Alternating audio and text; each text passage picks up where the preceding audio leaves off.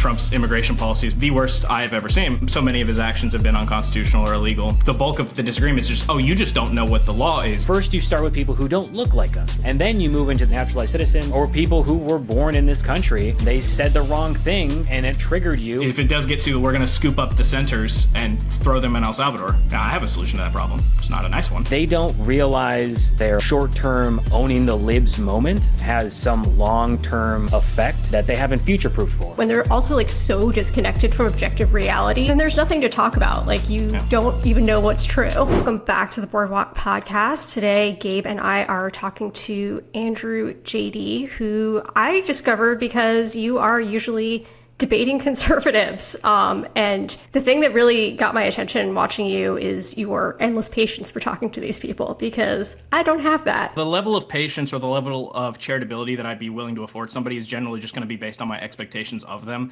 And so when I'm having conversations with random, Trump supporters on TikTok, my expectations are in the gutter. My expectations for what they know and, how they derive their opinions is going to be bottom of the barrel, as low as it could possibly get. And so there's really nothing that they're going to be able to say that's going to actually get to me. Now, if it were the case that I was talking to a bigger figure, if I was talking to a Ben Shapiro, Charlie Kirk type person, my patience and my charity is going to be much different.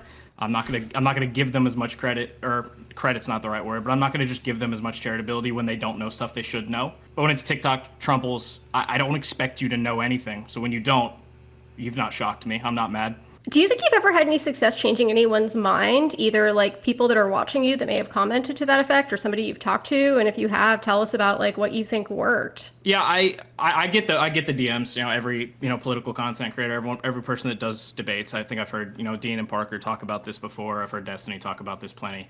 We all get if you do political debate content, you're going to get those messages, those emails, those DMs of I used to think this and now I think this, and you changed my mind, and that's good. So yeah, I've gotten those in the comments and DMs. In terms of changing people's minds that I'm actually mid conversation with, this is I always explain it like this to the people that watch me. My goal has never been to change the mind of the person I'm talking to, because when you're having a conversation with a person, the level of investment that they have on their end is to such a higher degree than just the people sitting watching.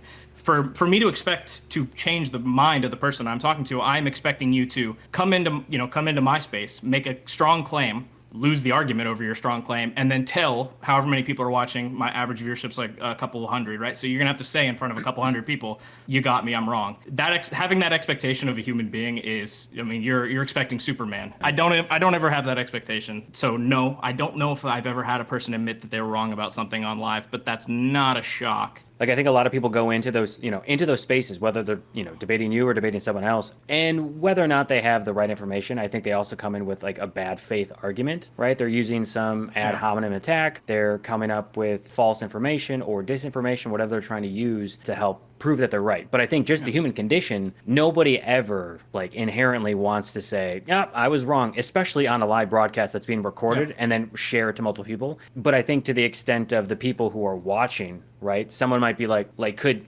ping pong back and forth and maybe understand privately in their own kind of home or space that they're watching, as opposed to someone who is debating you live and being like, oof, I got egg on my face and I have to admit that I got the big L there. But yeah, I definitely agree. I don't see many people admitting on anyone's live streams or debates where they're like, you know what, I'm wrong. They usually just try to come up with some BS excuse, or they'll just end the debate right there and just leave. Yeah, that's a big ask of people to admit in real time that you got something wrong. That's why usually at the end of my conversations, especially if what our disagreement was founded on was some factual disagreement where the other person just didn't know something. I have a lot of conversations that surround immigration law, because Trump's immigration policy has been not some of the worst I've ever seen, the worst I have ever seen, especially in terms of legality. So many of his actions have been unconstitutional or illegal. So when I have conversations with people over that stuff, and I can tell pretty fast that the reason we disagree, there might be some sub reasons, some underlying stuff, but the bulk of the disagreement is just, oh, you just don't know what the law is, or you just actually don't know what the Constitution says, or things like that. When that occurs, usually I'll kind of just cut a person off and say, look, this conversation's never going to work if you have no concept of the underlying material here. So here's I'll cite you to the this provision of the INA, or I'll cite you to go read the Fifth Amendment, please. I'll do stuff like that, and they'll say, no, come back tomorrow. I will, as soon as I see your name, I'll bring you right back up and we'll continue, but this is not going to work like this. So usually giving people that time to, even if it's just a day, I've actually had some success there of, give someone that time to go, like, tell them, this is what you need to read, go read it, come back to me. And I've had people come back, at future times and be like, I read what you told me to, you were right. So even that time period, asking someone to admit they're wrong in the moment, really rough. But if you give them some time, now most people are probably, even if they do go read what I tell them to and they realize they're wrong, they're just like, okay, well, I'm not going back there. But I have had some people come back and be like, okay, all right, you got me. Are there any exchanges that stick out to you as either like some of the most frustrating ones that you've had or some of the most satisfying ones that you've had? Generally speaking, the most frustrating thing and I see it in my comments all the time, even in the fact that you guys brought it up kind of solidifies that for me. Like I don't ever think of myself this way, but the fact that you brought it up and I see it in comments all the time really solidifies this for me, that I apparently am very calm when I debate people. I don't ever think of it like that, but I guess I am. But the one time you'll see me like lose it, like things that really stick out to me as the most frustrating types of people are if you have a very strong confidence over something that is very easy to know, something very factual, right? Like easily disprovable. The biggest one that gets me, boils my blood every time I hear it is there's this huge swath of people that are for some reason, they are under the impression that the Fifth Amendment just does not apply to non-citizens. Like there's just like, oh, that person's not a citizen, they don't have Fifth Amendment rights. And I'm like, okay, so we have 40 Supreme Court cases saying to the contrary. One of them was 2 weeks ago. Like it just goes back for, like, this has been precedent in this country for at least 70 years, probably longer.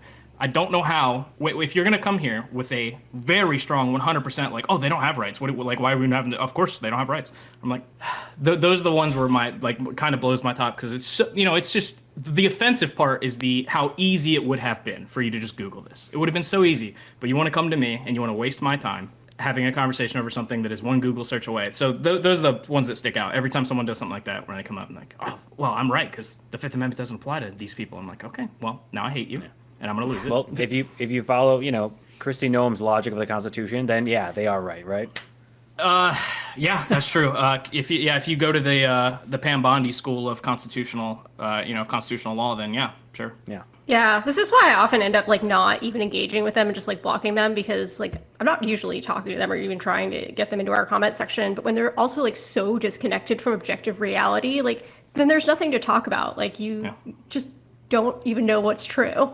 Yeah, it's a disconnect. I had a conversation similar in frustration, I'll say it like that, yesterday about a completely different topic. Someone wanted to have the Russia-Ukraine debate with me on live, and I had a similar level of frustration that just kind of boiled my blood, because this entire premise was based on the Russia invaded Ukraine because they were upset that Ukraine was about to join NATO. We've all heard that one before, and by the end of that conversation, I looked in the camera, in my OBS preview, and I was like, I am red. Oh boy. I just get so mad. It's like, it's so easy.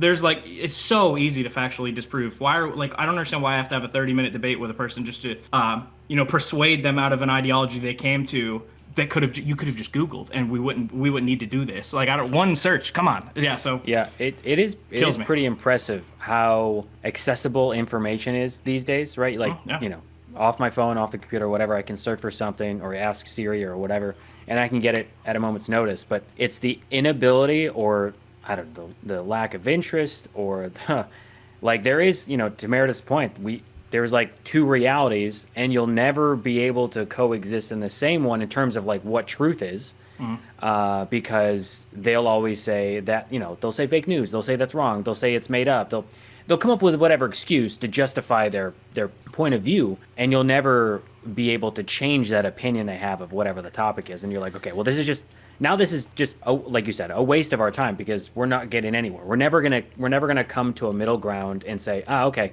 I can understand your POV, I can understand your POV. We're just like on two different levels. They do it all the time, and when I first started, this happened to me a lot, and I got so frustrated that I amended the way I go about debating people.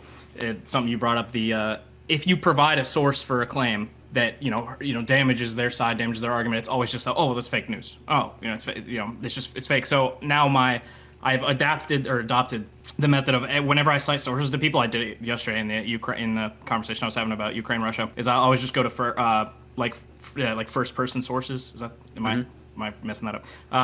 So like when it comes to legal stuff, I'm always just going to cite to the Supreme Court or just the statute. I'm like, okay, well, here's the actual statute. We'll just read this. I mean, this is exactly what Congress wrote, or what Congress passed, or go to SCOTUS decisions with the Ukraine-Russia thing. The ambassador that we had, the ambassador to Russia, wrote the one that was there when the Russia-Ukraine war broke out, wrote a book about detailing all of his experiences trying to negotiate with Russian diplomats to get them to not invade, and it's a very informative book. So I'll just when it comes to Russia-Ukraine stuff, I'll just cite to that. I'm like, why don't we just read the words of the guy that was on the ground in Moscow trying to stop it? Yeah. Well, we'll see what he has to say, and he's very clear in that book. Don't let the Russian propaganda infiltrate your brain. It had nothing to do with NATO. There was no fear because he'll go into a meeting with a Russian diplomat and be like, we saw Putin on state TV last night say that he was upset about Russia or about Ukraine being close to joining NATO. Like, you guys know that Ukraine is not joining NATO, right? And they're like, oh yeah, we know. So it's like, okay, so that has nothing to do with it. You're lying. Okay, sick. So I said, like, I've just adopted that. I'm like, okay, we're only doing first person sources now because it's a lot harder for you are you gonna fake news me about the guy that was in the Russian embassy or in the American embassy, and you're gonna say that's fake news? Okay.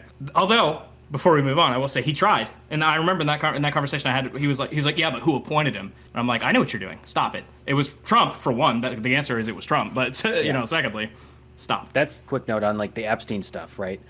Or any other situation. You have these moments where somebody tries to bring up something in 2020 or whatever, in like all of these cases, and you're like, okay, well, if you in fact want to go down this road and you want to say like who's the president in all these cases, yeah. Trump was here, Trump was there, he appointed these judges, those judges overthrew or threw out these cases for the election, or they said that Trump's Supreme Court said these things on these cases that were just heard that go against what Trump's executive orders were, whatever they might be. And even with that, it's like, okay, that was your guy, that was your DOJ, that's your FBI, this is your dream team, and yet they still said no, or it doesn't exist, or it was this way, and it goes against your whole thing, and they're like, oh, fake news, and you're like, okay, well, I guess we'll never accept reality in this conversation. Yeah, no, it's disgusting how much of that there is. I see it's the one that just stands out to me the most as being hilarious is when they want to talk about COVID lockdowns.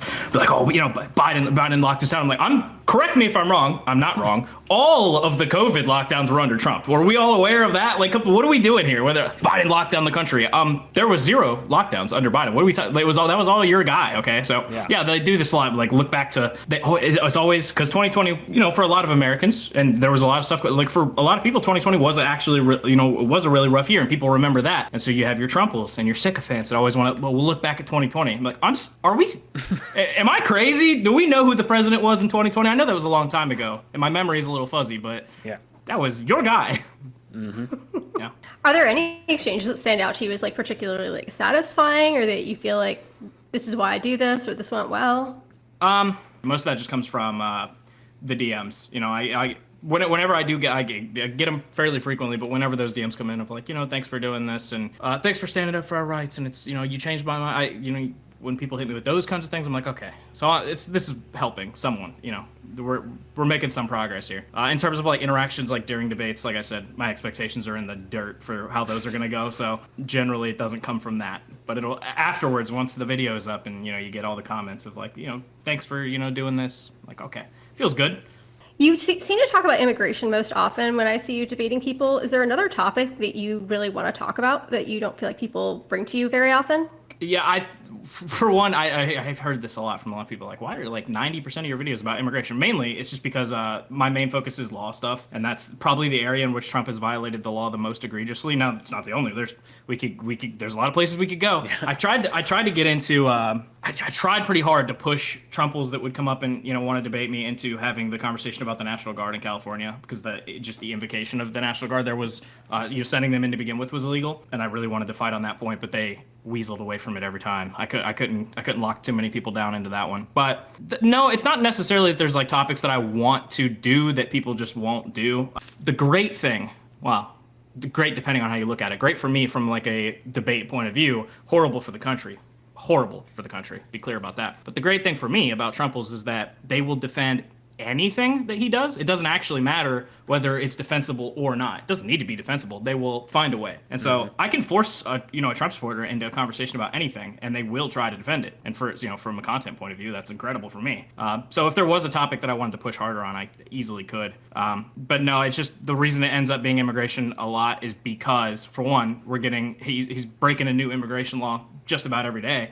So it just keeps coming up. It's always in the news. But no, it's just because my focus is legality. I look at stuff from a constitutional perspective, from a statutory perspective. And so that's just what is common with this administration so far is we're going to violate immigration law every day. So I guess that's what I'm going to talk about every day. I mean, that's the thing that boils my blood the most of everything he's doing. And there's plenty of it to be pissed off about. But to me, that's like the most offensive thing because it's such a breakdown on the rule of law with what he's got going on. And it's like the thing I want to yell at everyone about all the time, but also don't have the patience to bicker with people. It kind of goes back to what I said earlier about how, the one thing that does frustrate me is when something is super obvious and you just refuse to look into it at all. It comes back to this is that the immigration stuff is also probably what frustrates me the most. But it's not, it is horrible. But that's not why it bothers me. It's because a lot of the violations of the law, violations of the Constitution are so in your face and so obvious. It's like, yeah, of course the president can't do this. What are we talking about? Yeah. But they'll still fight tooth and nail to defend. Like the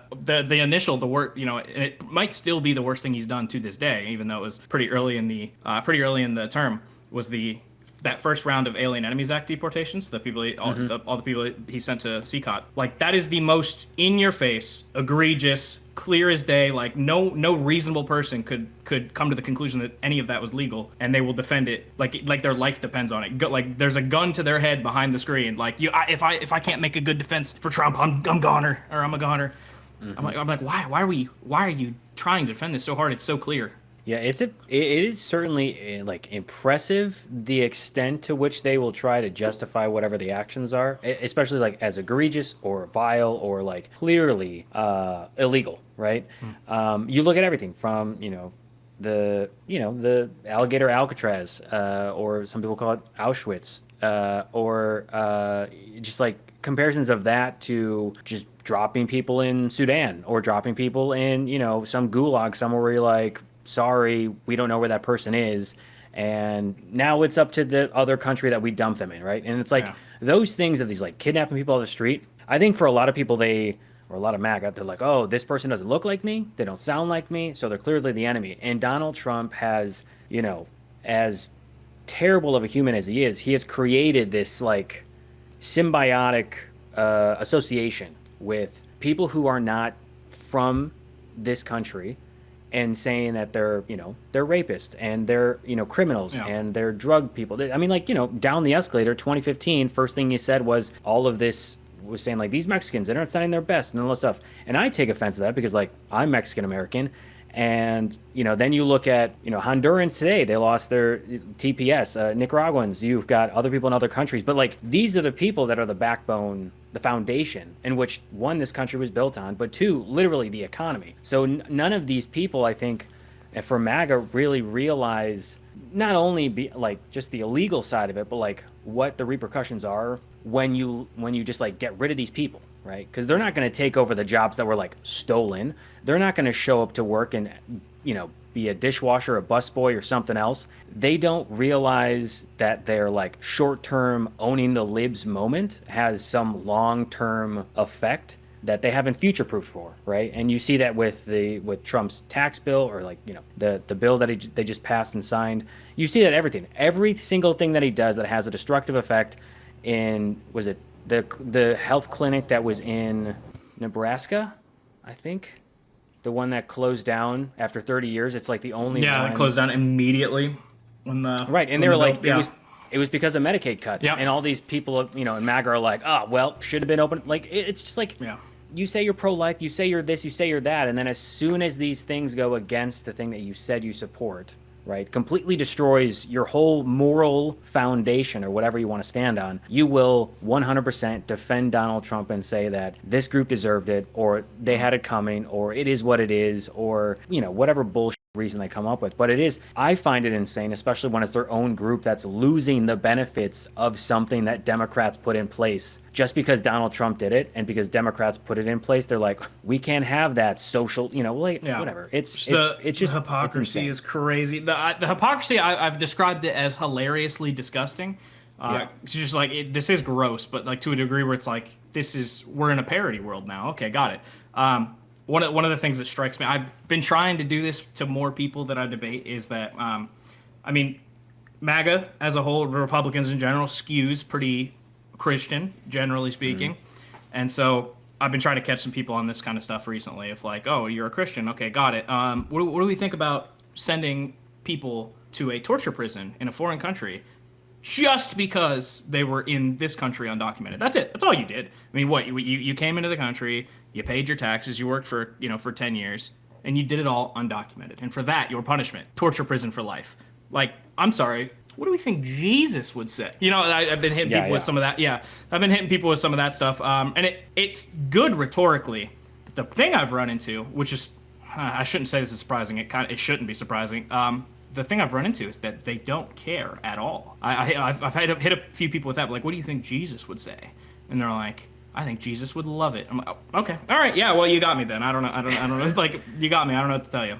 You're insane. Okay. I think it was definitely in 2015, 2016, like evangelicals were very like anti-Trump. They were like, this guy is pretty bad. He's had multiple wives, affairs, this. Like they go down the list, and then you see them as the election approaches, and they're like, okay, we're gonna fall in line. And then 2020 came around, and 2024, and you've got prayer circles and crazy televangelists and these people who are being like, oh yeah, those other things, it's whatever, God forgave him, even though he continues to do these things that are like antithetical to Christian values every single day.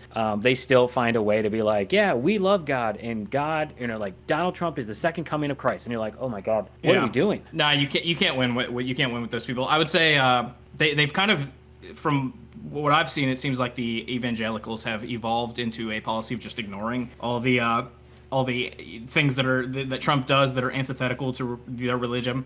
One of the funniest things has been watching Catholic conservatives just absolutely turned a blind eye to the Catholic Church tearing the Trump administration apart. We finally have an American Pope. Oh, it turns out our new American Pope hates Trump, and all the Catholic conservatives are so. It's like, okay, so you guys were never winnable. Like, it was never about, it had nothing to do with, I heard a lot of like, well, Trump is he's God's president, stuff like, goofy stuff like that. I'm like, oh, so it was never about that. Because now you have your guy, the guy that is literally like this should be your guy, the Pope. That's your guy, not Trump. You have your guy hating your other guy, and you're just gonna. Something like, okay, all right, got it. It was never. It had nothing to do with, and your religion had nothing to do with this the whole time. Got it. So I've even tried to present some selfish arguments, like this is bad for public safety. Like you can't have unidentified people with masks and guns taking people because anyone can pretend to be them and take anybody. And we've seen many instances of U.S. citizens getting kidnapped, especially in L.A. And the response I typically get is like, well, it's not kidnapped. And then they proceed to give me the dictionary definition of the word kidnapped. And I'm like, you just described kidnapping. But there's still like a disconnect. I'm like, how would you feel if this happened to you or someone in your family, your wife, your daughter gets taken? What if they got taken by human traffickers pretending to be them? What if they got taken by the government? They're traumatized, they're, maimed. Like, is that worth it to you? And even with those conversations, it still seems impossible to like personalize it in a way that it's like, this isn't just about hurting immigrants, like you are hurting U.S. citizens too. Yeah, I've tried to go down the same route of like, the same, like this is dangerous, someone's going to end up getting killed, this is just not good. And I've been unsuccessful there. I will say, however, the one place, maybe you should try it, or you could give it a shot. The one place I've been able to find some success, not at convincing them, because that's not possible, you think we've covered that, but at just really highlighting the hypocrisy, really showing it clear as day, is saying like, okay, now imagine you, an American citizen, unmasked ICE agents come up to you because there's some misidentification occurred. Nobody's fault, just an accidental misidentification. So we're starting at a neutral point of view. Now you guys are from California, so this hypothetical might not hold super true to you guys. I have always lived in red states. I am a humongous supporter of the Second Amendment, of the Constitution as a whole, but of the Second Amendment. I conceal carry pretty much everywhere I go. Now, for me, I'm like, okay, so what if you're just you hanging out? ICE agents, masked, come up to you, try to grab you. What do? You shoot them. And that's me. If it happens to me, if I'm out on the street and that happens to me, I'm killing as many of them as I can on the way out. Who's to blame? I asked them, who's to blame here? Like, well, obviously, clear as day, it's the person that just shot ICE agents. And I'm like, okay, see, now you're delusional. You are deluded. You've gone into a different realm of reality. That's 100% of the time. 100% of the time, that is justified self-defense every single time across the board. But the fact that it's ICE agents, you can't see it. You're blind. Any other circumstance, conservatives would say, yeah, that's self-defense, baby. Oh, Second Amendment, hell yeah, every single 100% across the board. But because it's ICE, you can't see it. You're blind. Your blinders are all the way on. So you're not convincing these people. Just to be clear, just if that was in the back of your head, like, what argument can I try to? You can't. Don't try. No, you should still try, but you can't. But if you want to really highlight the hypocrisy, I've not that this isn't a one-off. The scenario I just described to you. If anyone watches my lives, I've thrown this at probably a dozen people now, and I would say probably 9 out of 12 times it has been when I say whose fault is this? Who's liable for this shooting? It's the person, like they said, the person at fault is the person that's being grabbed. I'm like, you guys have lost it. You're gone. It's over. You're gone. Mm-hmm. I mean, especially when you've got people, like I live in a east side of LA, and there are, every day there's a new encounter. Like just the other day, there's a taqueria on the side of the street, and the morning crew, one of the people got picked up and just taken, right? Yep. And for them, right, they don't know what they can do or what they can't do, and you've got people who show up in like flak jackets, and they've got maybe weapons on them, and they've got sunglasses, a gator mask, all this stuff, and you're like, I don't know what my rights here are in terms of like trying to defend myself. And tell them to dive into some court precedent. You absolutely 100% can defend yourself in that instance. Right. We got precedent out of this from no-knock warrants. Same thing, like if the cops come to your house and kick your door in on a no-knock warrant and you shoot them, it's self-defense. They didn't, as long as they don't identify themselves. Same thing with ICE agents, I assume. Now we haven't gotten the chance to get in front of a court with something like this yet, because ICE has never behaved this way. We haven't gotten a chance, but I assume that precedent is going to carry over. Of if ICE tries to kidnap you, because it is kidnapping. Let's make no mistake. If ICE comes and tries to grab you and you defend yourself, maybe if it a lot of the immigration enforcement so far that has been public, at least, it's happening everywhere. In my state, there's been a lot of it. But a lot of the public stuff has been in California. But there will come a time. It will happen. The hypothetical that I laid out will happen. There will come a time where masked ICE agents try to grab the wrong person, and a couple of them are going to die in that, trying to do it. And my guess is going to be that precedent from no-knock warrants is going to carry over of like, well, if they refuse to identify themselves and they're trying to throw you in a van, you're more than justified to start throwing bullets. Absolutely. Like I can only, we're definitely reaching a point where, both sides are, there's a combative force that's happening from both sides. One is I'm going to take you, and the other side is, I don't want you to take me, or I don't want you to take people from my community, or whatever it is. And there will be we are going to reach a boiling point. And I don't know if it happens soon or if it happens more towards the fall, but like if this continues to escalate in that way, I anticipate, if not in California, like somewhere else in a red state. Wait till the ICE starts going into Texas. Wait, they're gonna find out. It is certainly something where I look at that and I'm like, there's going to be a clash and it's gonna blow up. And yeah, you'll find that moment of like, I don't have to identify, because I mean, even right in California, they're trying to push the state level ban of masks. So you have to show your face, right? And then obviously their argument is like, well, we don't want our family like doxxed. And it's like, oh, well, I find this ironic because you guys are literally targeting people who look the wrong way and have some affiliation with someone, and then you're trying to justify the reason that you stop them after the fact, right? Yeah, I just to interject. I've seen some of the talk about introducing some state level legislation that would prevent the whole face covering, masking stuff by federal agents. That's not going to happen. The problem you're going to run into is the federal law that ICE is governed by allows them to do this. It actually is completely legal for ICE to do the whole cover your face stuff. So any state level legislation that gets passed, the supremacy clause is going to take effect, and none of that's going to work. I mean, I like the fight. It's symbolically the idea of state legislatures passing laws like that just for the sake of it, even though it's actually going to have no legal effect. For optics reasons, I like it. It's just not going to work. Well, let me jump ahead in a question that I had for you, because I know you're big on following legal stuff. Obviously, like, Trump regime's breaking the law nonstop. If you were, if you're the governor of California or some other blue state, like, what would you do to try and like shut down all the law breaking within your own state borders? Like, how would you handle that? Like, they're breaking the law, maybe you break the law too, maybe you find a way to stop them. Like, what would you do about it? Unless things get 20x worse, I don't think I'm ever going to support the idea of us, our side breaking the law in return. For one of the reasons, so if we dig deeper into like my actual policy positions, I'm probably either center, just center in general, or barely left of center. But one of the reasons I gravitate to the left and I fight for Democrats, I do what I can to get the Democrat message out and get, I'm gonna especially when we get closer to election season, do as much as I possibly can to get, make sure Democrats win elections, is because I think the Democratic Party is just the better party, the more moral party, the better behaving party, and so I think. And if I'm going to pre-establish that that's my reason for fighting, on the D side instead of the R side, when my really policy-wise, I could probably go either way. And when I say I could go either way, I mean like normal Republicans. MAGAs, they're gone. I'm never getting on that train. But in terms of like a normal 2002 Republican, I'm probably like kind of right there. But the reason I fight for the D side is because we just behave better. And so if we start doing that, my main reason for being on the D side kind of goes. The reason I'll fight for Democrats is because we're more better behaved and we are better and we're more moral. And if we stop being that, okay, well, why am I a Democrat? Why would I say I'm a Democrat again? My only reason's gone now. So I don't want to get there. I never want to arrive at that point. Now again, if things get like 20x worse, then maybe we'll talk about it. In terms of what should be done, it's really rough. It's really, really, really, really rough.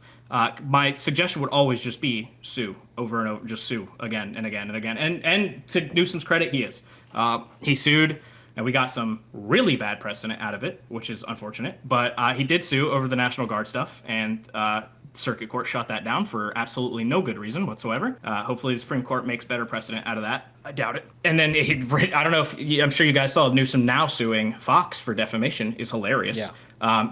For the exact amount. I was going to say suing for the exact amount they settled for in the Dominion case is double hilarious. But yeah, that would be my recommendation, is just sue and sue again and then sue again and then sue again forever indefinitely, because what other option do you really have? You can do nothing. I think we can both agree, or all three of us can agree that's not the answer. You can break the law in return. You could tell your cops, you could tell state police to, I don't know what, like fight with ICE. That's not the answer, clearly.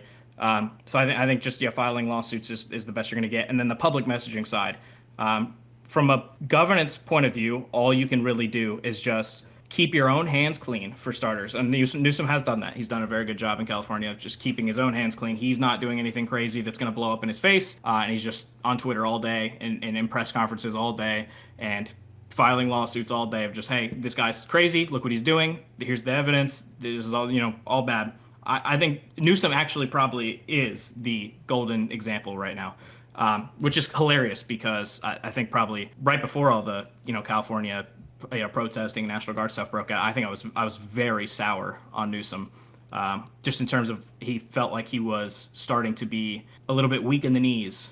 In terms of like his rhetoric and his behavior, I think he was given a little bit too much ground to MAGA. That thing, the podcast he did with Charlie Kirk that everyone's seen by now really hurt his image. Like, damn, you are really bending the knee, aren't you, buddy? But ironically, all the California protest stuff has really lit a fire under him, it looks like, and he's my golden example now for how governors should be handling these types of things. Don't break the law, though. That's my main point. Don't do that. So what do you see as a red line where you feel like the lawsuits are not going to solve the problem? What scares me about lawsuits aren't going to solve the problem. They're not. Well, right. But what scares me about what I see going on is I think we're already seeing some deaths in these ICE detention centers. I mean, this could be like, a death toll that's just staggering. And like, to me, the moral argument is like, yeah, I want to follow the law. I want to do lawsuits. But at a certain point when you're mass murdering people, like, what do we do? Yeah, the lawsuits aren't, just to be clear, they're not going to solve anything. We've already seen that. We've seen this Trump administration lose lawsuits, be told, even by SCOTUS, like, hey, this is a thing you cannot do. You absolutely can't do this. And then they do it again anyway. Again, with JGG versus Trump, the Alien Enemies Act case, they were told in no uncertain terms, like, you absolutely, before you deport a person, must give them notice and opportunity to be heard. You have to. And then how many more articles and how many more cases have we had since then of them summarily deporting people on 6 hours notice? Just boom, tossed them out. So they've already been told where the lines are, what they can and can't do, and they do not care. So for clarity, the suing's not going to solve anything. It just will not. The hope would be, I have two hopes. In terms of why I think actually suing is not a bad idea at all, even though it's not going to have any material outcome. One of them being, it just helps, for one, it's evidence, and it's documented evidence in a court of law. These are the things you've done. So hopefully later down the line, that can be brought back up, either, and in the case of some of these Department of Justice attorneys, hopefully in disbarment hearings in some of the states where they're barred in. Right now, fingers crossed, I want in 5 years' time, 6 years, well, it'll probably take longer. Within the next decade, I want to see Pam Bondi be disbarred. Fingers crossed. So a lot of this stuff just goes to that of like, oh, let's get some evidence documented of all the horrible things you guys have done, and let's get it in court records, so there's no dispute here over a lot of these facts. So that's number one. Number two, people, and by people, me included. Okay, the Trump v. U.S. ruling was arguably the worst thing the Supreme Court has ever done that I've ever, well, yeah, I mean, if you want to, do we want to talk about Dred Scott? You know what I mean? In the last like 10, 20 years, Trump v. U.S. is the worst thing I've seen this court do. But just as easily as they wrote that ruling and gave Trump immunity, they could take it back. They could take it away if they wanted to. It is within their power. They could just, we've seen this Supreme Court flip-flop on stuff where they purport to have this opinion on something, and then another ruling comes down the line and they're like, actually. So people get really doomer about this of like, well, there's never going to be any accountability for Trump because of Trump v. U.S. He's going to be immune from all this stuff. And I'm like, how did he get that immunity? You have 6 justices on the Supreme Court that handed it to him, and those 6 justices could take it back like that. And so when it comes to these suits, I think, obviously all the horrible things the Trump administration has done are horrible, but it is also every single time that SCOTUS or a district court or a circuit court rules one way, and then the administration violates that order or that ruling, that is more ammo for the conservatives on the Supreme Court to start rethinking that decision, to start thinking, maybe it was stupid. Maybe we did make a big mistake giving this dude almost unfettered immunity. Maybe that was a wrong decision, and maybe we should overturn that. And so that's my big hope. Is I hope that Trump is, well, for one, I hope he just stops doing crazy stuff and stops hurting people. But taking taking it as a fact that is not going to happen. At the bare minimum, maybe he will piss off the conservatives on the Supreme Court so much, make them so angry at him that they'll start rethinking that immunity decision. So that's why I think suing is a good idea, because we all three can. A court's gonna order him to not do something. They're gonna say that's illegal, don't do that. And he's gonna do it anyway. But every time he does, that's more of a reason for Roberts to start thinking differently. I mean, even I think it was the Time magazine interview a few months back, and they asked him specifically about like, okay, well, do you have to listen to the Supreme Court? And he was like, well, like he skirted around it and basically was like, oh, I'm listening. And they're like, but you're not listening. Yeah. And he's like, I'm listening. And they're like, do we have 2 definitions of what we're looking at right here? Yeah. And well, yes. There actually is 2 completely different definitions. You look at you saw the interview I had with, I think it was a Fox News guy or one of the right-leaning publications about the tattoos on Abrego Garcia's hand. Oh, that was ABC, because he just got let go. The interviewer kept saying like, those are Photoshop. Trump's like, what? No, they're not Photoshop. They're real. Like, yeah, no. So yes, there is 2 different definitions because we live in 2 different worlds. This is 2 different realities. There's MAGA reality, and there's reality. Right. Yeah. Yeah. It is. Well, the other point on the immunity, right? I always think of this like whenever MAGA says like, oh, well, Trump's got immunity. I'm like, okay, but you do understand that like the pendulum swung this way and it's going to swing the other way. So like, even if it's not overturned, just know that when there is a president that you don't like, assuming it's a Democratic president, that power is now in their court. And when they take over, you're going to moan about the fact like, oh, they've got too much power. They shouldn't be immune or whatever it might be. It's like, just understand, like, you're favoring this and you're celebrating it now, but just know that when it swings the other way and they do something because that's within their power, you can't get upset because you were for this. True. For one, they still will, because hypocrisy means nothing. But secondly, I think that this kind of comes back to one of the things when I said my policy positions might be pretty centered, but the reason I am just avowedly and firmly a Democrat is the morality of the party, right? And we're just better people. We behave better. Fortunately, or unfortunately, conservatives are well aware of that. They're very well aware of that fact. You notice how when the immunity decision came out, Biden was the president, but you didn't hear one single conservative media pundit, conservative anything. You didn't hear one single person say, oh no, Biden has immunity now. No one said that because no one's afraid of a Democratic president misusing that power. No one's scared of Biden doing something illegal and getting away with it, right? He's not going to misuse that power. He's not going to use it in the way that Trump will use it. And so, whilst yes, the pendulum does swing back, and yes, there will be another Democrat president, and yes, that Democrat president will be immune from prosecution. No conservative is afraid of what Pete Buttigieg, President AOC or President Buttigieg is going to do with the immunity powers, right? We're not scared of that. They're not going to abuse it in that way. Like a Trump, Do you worry about getting to a point where it's not just about undocumented immigrants? Like they start arresting people like the three of us because we're a problem for them. We talk about things that they do that are wrong and try to get people to agree with us. Like, is that a concern for you? And do you think it would change how you would want to handle what they have going on? Yeah, stuff like that. That's what when I say if things get 20x worse. Because the thing is, when it comes to the undocumented immigrant stuff, the issue that I have with that is the degree that they're taking it to. You're doing all of this illegally, and you're being so much more vicious than you need to be. You don't need to be a vicious monster like this.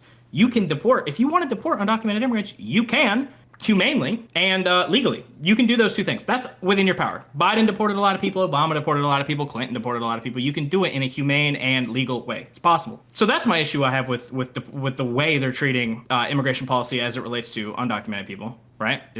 They're being vicious and they're doing it illegally. But I don't actually have a principled objection to deporting undocumented immigrants. Now, I would go about it differently. I lean more towards the policy of amnesty. But in terms of am I going to fight you if you are a more conservative person and you're like, well, actually, we just want to deport undocumented people. I'm like, I mean, you can. That's within your right to do it. You're not doing anything illegal or you're not doing anything ridiculous when by deporting people. But if it ever got to that point, when it comes to we're going to start deporting citizens that that are dissenters. We're going to start maybe they scoop up who's a good Brian Tyler Cohen's big media left. Maybe they scoop up. Actually, a better example is probably you guys know David Pakman. Mm-hmm. Yeah, Pakman's a good example because he's a naturalized citizen, right? He wasn't born. He was Argentina, naturalized, right? Yeah, right. Yeah. So when maybe one day they scoop up a Pakman and try to revoke his citizenship and deport him. That we have now entered a whole realm because you go from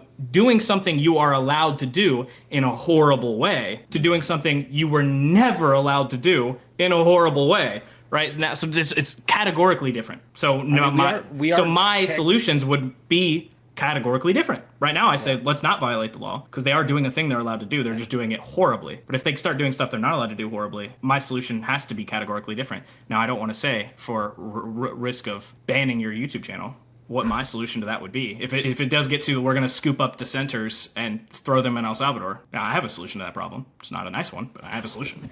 So. Can't remember if it was actually said by the administration or if it was conversations had leaked out, but I feel like it was last week or the week before, but basically the conversation now is if you commit a crime, then citizenship can be revoked. So this is something that it sounds like they are actually talking about. Which then gets in this realm of okay, first you start with people who don't look like us, right? Or who were from some South American country or whatever it might be. And then you move into this area of okay, you've got naturalized citizens or you've got, or people who were born in this country and they said the wrong thing and it, triggered you. And then you say, okay, well, you're on this list now.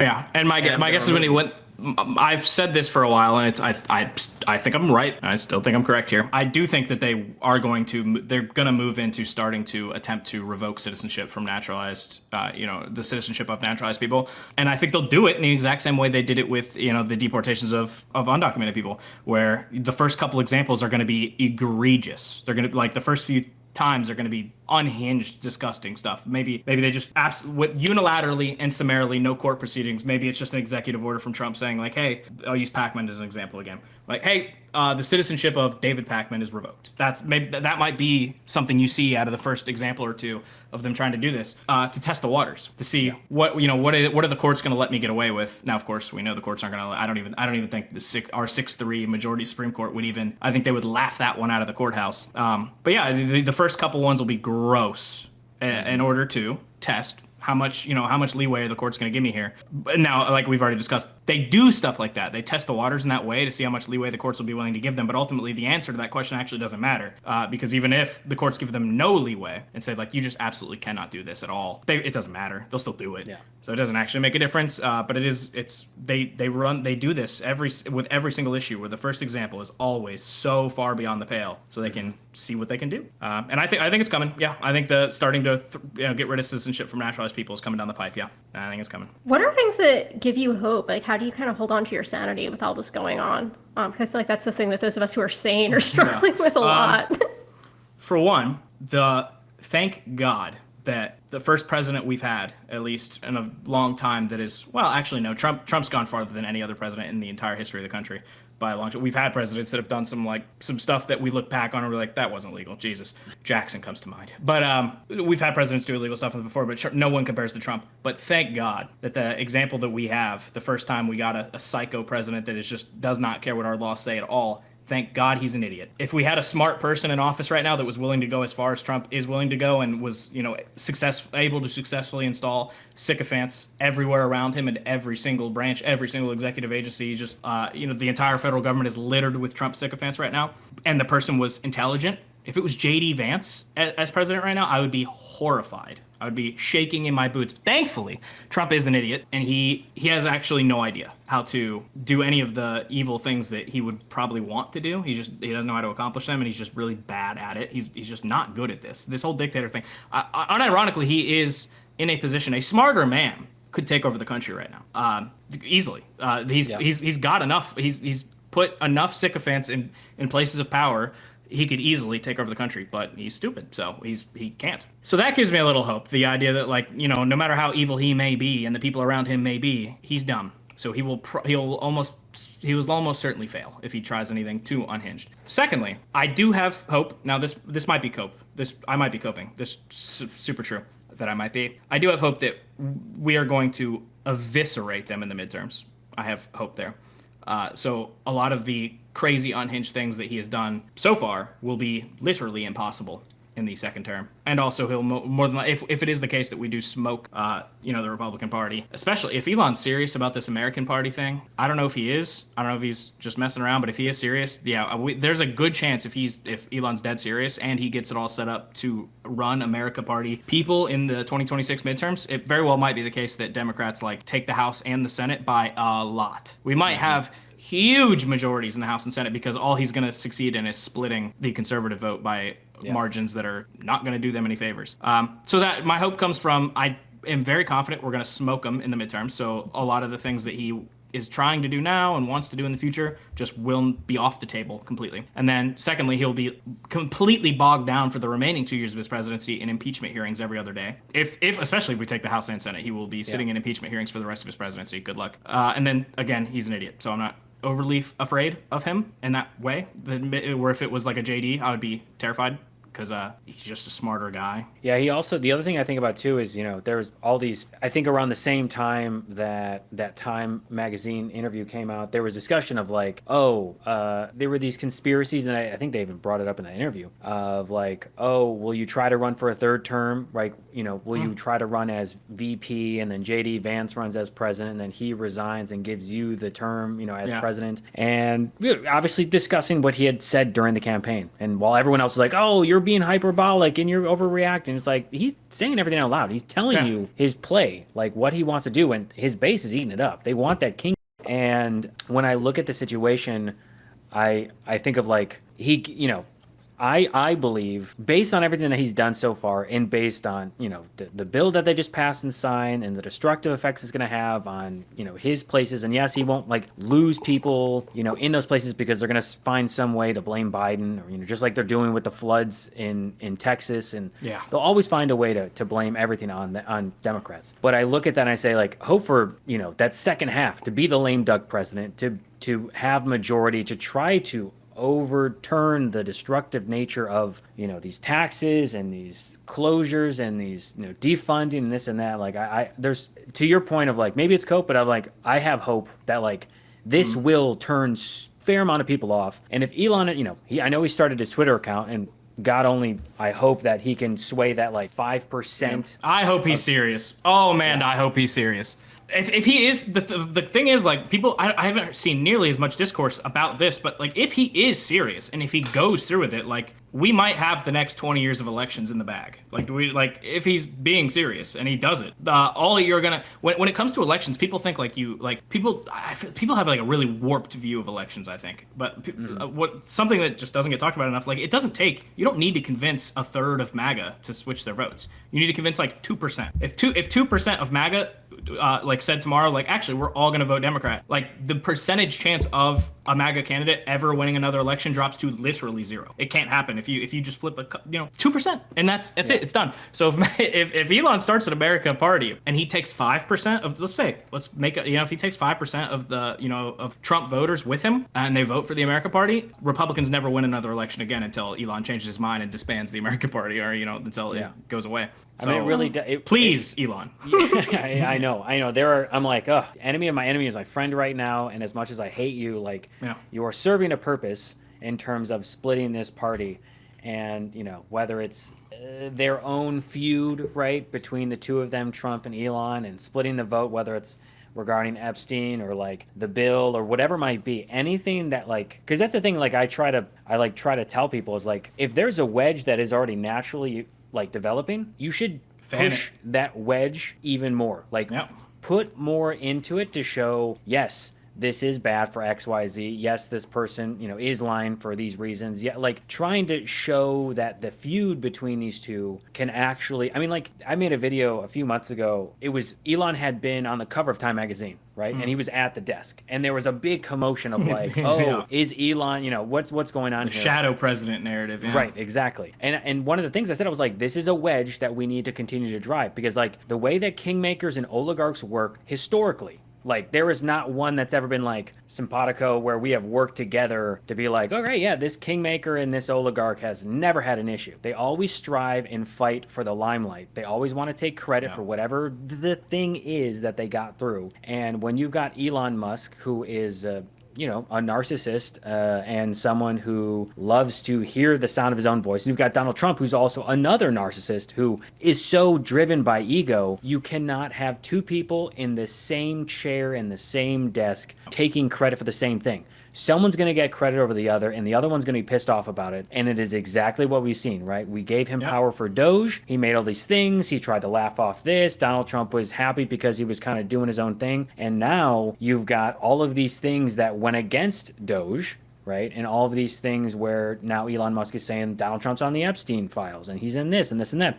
And then you've got the party naturally driving this wedge. And so when people are like, oh, what can we do? I always think back, just like push, just like slam that in more and more and more to the point where like you can make that feud ever so great, to this point of like, now we're starting an America party because we're not happy with the two-party system. Well, unfortunately, we live in a country where two parties, that's the way it's going to be. It's never going to be three-party. We're not another country.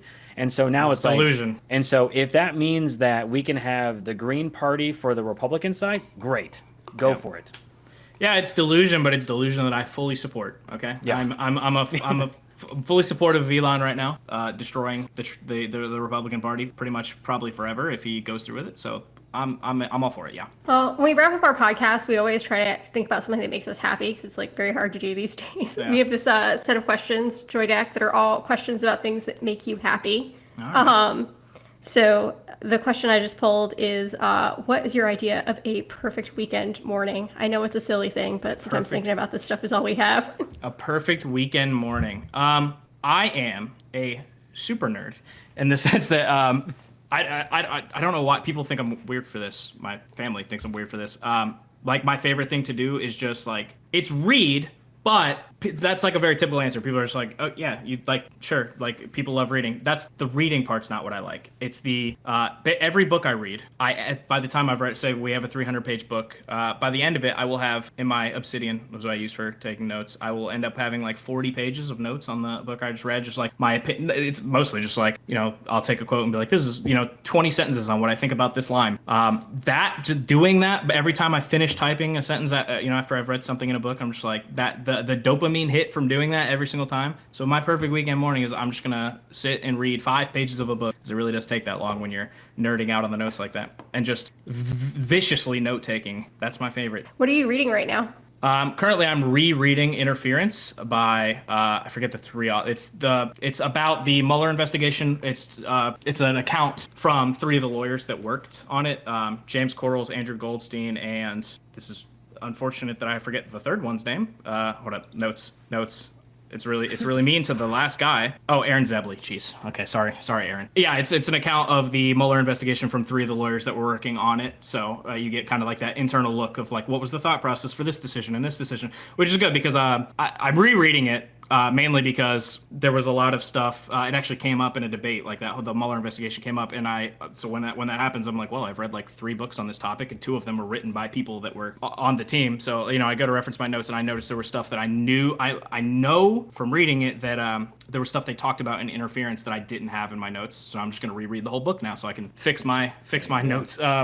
It's really interesting to read because I remember back when the Mueller investigation was taking place, I was very critical of Mueller because I was like, there's no reason that you have not charged him with 75 crimes. All right, there's no reason you haven't done you should have already charged him with a lot. But then reading the book from the internal point of view of like why certain decisions were made, why they didn't push harder to subpoena Trump to get him to testify. One of the things that really hamstringed the Mueller investigation was that Trump refused to testify or refused to do a deposition. He's just like, nope, I'm never going to sit down with you to answer any questions. So that kind of really hurt their ability to actually levy any charges. Seeing from the internal point of view, those are the types of things that I was really critical on Mueller and the investigation as a whole for. Like, man, why are you such a puss, bro? Why didn't you fight harder to get that subpoena? But when you read it from their point of view, you're like, okay. All right. As like a closing note, one of the things that I think is the worst thing that I think Trump has done to America, and I don't know how long it'll take to reverse this, I don't know if it can be reversed, is the changing of norms. Reading a book like that, reading a book written by the lawyers involved in the Mueller investigation, and seeing their logic for why they didn't do things like that. Why did you not push harder to subpoena Trump? Why did you not force him to do a deposition? And the answer to that question is because this is just, you don't do that. You don't subpoena a former president. You don't do stuff. That's just we don't behave that way in America. We're not trying to go after him like in that kind of way. The hilarity of that being the norms of the Department of Justice just a few years ago. Can you imagine? A few years ago, this Mueller and the rest of the lawyers on his team had very strong evidence of criminal activity, especially obstruction of justice. They had very strong evidence, but they didn't want to push too hard against a former president because it was out of norms. Can you imagine that world where doing something like that is something you just say no to? You just don't do it because that's not how we behave here in America. Now, do you think there's any world, can either of you confidently say there's any universe in which Pam Bondi would decline to subpoena Biden if they were investigating him? Yeah, of course not. No, she would do it like that. Yeah. Immediately she would do it. So the things like that of like, you kind of forget, you go back and read something like this, like, oh my God, yeah, I remember when lawyers behaved normally and rationally and ethically. Do you remember that? Oh my God. Crazy world we lived in 5 years ago. Those types of norms, I don't know how long it will take to reverse that damage, and I don't know if that damage will ever be reversed. Especially because it's the amount of good, solid prosecutors and just attorneys that have been fired from the Department of Justice and replaced with sycophants. That's not something that can just be fixed in the first year of the next Democrat president can't just come in and fix the Department of Justice, rehire all those people that got fired. It's not going to happen. It's going to take decades probably to fix, if it can be. Well, yeah. I mean, to that point, I think there's a lot that you would like. Those people are, falling through the cracks, and they're in some department, and they're somewhere here where they're still, technically running cover. And as soon as their person is, Donald Trump or whoever the Republican, that they have is taken out of office, they're still there. So now you have to like go through, and you basically have to treat it right, and not say purge, but you do in a way. But it's like not. Yeah. It's gonna rooting out that level of corruption will take forever. I think my biggest goal, of course, besides replacing making sure we win these next two elections, the midterms and the general in 28. I think my biggest goal for the rest of my life, at least until it happens, is that I want to, if it's not going to happen naturally, if it's not going to happen on its own, which it might, and I think it should, but if it's not, I will do everything in my power to make sure that by the end of my lifetime, Drew Ensign is disbarred. I think he's his official position. I think he's deputy AG. But if you've read any of the litigation on the Alien Enemies Act cases or Abrego Garcia's case, he's the attorney in the Department of Justice that's been signing his name on like 80% of these filings, where the Department of Justice is just blatantly lying about stuff blatantly lying about stuff in filings, and then or telling the truth in a filing, and then Pam Bondi goes on TV right after and lies about it to the public. Of course I hate Pam Bondi. I do wholeheartedly, but I think I hate Drew Ensign more because he's an actual, like, Pam Bondi is a show attorney. She's she's a caricature of a lawyer. She's not a real attorney, okay? But Drew Ensign is a real lawyer, and for you to sign your name on these filings is disgusting, and you should not have a law license. So I think by the end of my lifetime, if it doesn't happen on its own, I will dedicate my life to making sure whatever state bars he's a member of, get him gone, okay? He needs to be disbarred from everywhere that he's barred. Yeah, that's my goal. If anyone wants to help me, email the state bar or email the DC bar, and I think like Pennsylvania, I think is the other state. Anyway. Thank you so much for joining us. Tell everyone where they can find you and watch you argue with unreasonable people.